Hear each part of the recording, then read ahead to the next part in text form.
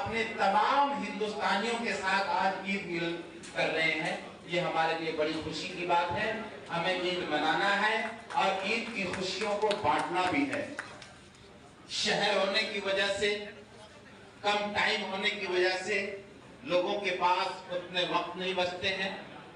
तो आज का ये प्रोग्राम बहुत ही मुबारक और बहुत अच्छा प्रोग्राम है हमारे समाज के लिए, सोसाइटी के लिए और खुसूसन पश्चिम बंगाल के लिए।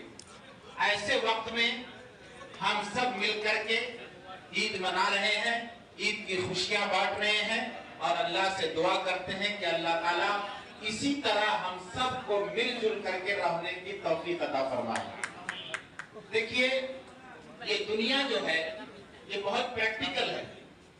इस दुनिया में हर इंसान को प्रैक्टिकल में जीना चाहिए।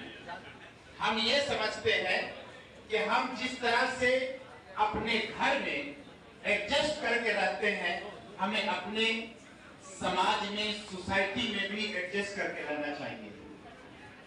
बहुत अच्छे मुफक्किर का कौल है कि दुनिया में एक साथ जिंदगी गुजारने का एक ही तरीका है और वो तरीका ये है कि एक को मानो और सबका एहतराम करो, जिसको अंग्रेजी में कहते हैं फॉलो वन रेस्पेक्ट काम। और अंग्रेजी में हिंदी में इसको कहते हैं अनेकता में एकता की मिसाल। और ये भारत के जैसा दुनिया में कहीं नहीं है। हम भारत में इतने धर्म के लोग एक जगह रहते हैं। जिस तरह हमारे घर में, भाई में, बहनों में, बाल बच्चों में, बीवी में, माँ बाप के साथ थोड़ा अनबन होता है, इसी तरह हमारे देश में भी होता है। लेकिन कुल मिलाकर के हमारे देश का जो पैगाम है वो अमन शांति का पैगाम है। हमारे देश के रहने वाले लोग शांति को फैलाने वाले लोग हैं और शांति में रहने वाले लोग हैं। और हमारा ये सिस्टम रहा है। हमने दुनिया को ये पैगाम दिया है। दुनिया ने बहुत कोशिश की हमें तोड़ने की, लेकिन भारत की सरजमीन ये गवाह है कि हम लोग अनेकता में एकता की ऐसी मिसाल कायम की है कि दुनिया की साजिश हमको तोड़ने में कामयाब नहीं होती। वो है, सब है। मैं इतना कहूंगी कि आज हम लोगों को बोलने की जरूरत नहीं है। आज हम यहाँ पे आके जो फ्लेवर हमको मिले वो है सर्वधर्म शमन, जिसको हम लोग भी बहुत मानते हैं।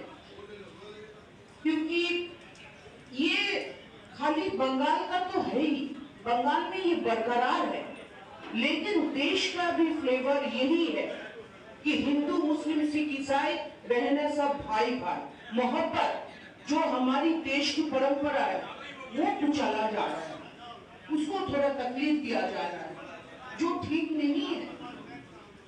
हम लोग सब एकत्रित रहेंगे।